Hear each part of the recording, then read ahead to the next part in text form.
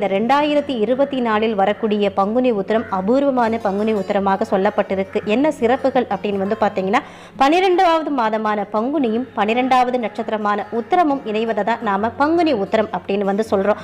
ஆனா இந்த வருடம் இன்னொரு சிறப்பும் இருக்கு. அதாவது இந்த வருடம் பங்குனி உத்திரம் பங்குனி மாதத்தோட 12ஆம் தேதி அன்னைக்கே கூடி வருது. அனைத்துமே 12 என முருகனுக்குரிய எண்ணில வரதுனால இது ரொம்பவும் விசேஷமான ஒரு நாளா சொல்லப்பட்டிருக்கு. மார்ச் 25ஆம் தேதி காலை 10:23 பகல் 3:02 வரைக்கும் இந்த வருடத்தோட முதல் சந்திர கிரகமும் இருக்கு.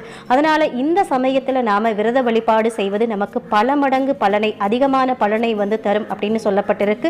அதோடு சிவபெருமானுக்குரிய வழிபாட்டு நாளான திங்கட்கிழமை, அதாவது சோமவாரத்துல இந்த பங்குனி உத்திரம் இணைந்து வருவது மற்றும் ஒரு விசேஷம்.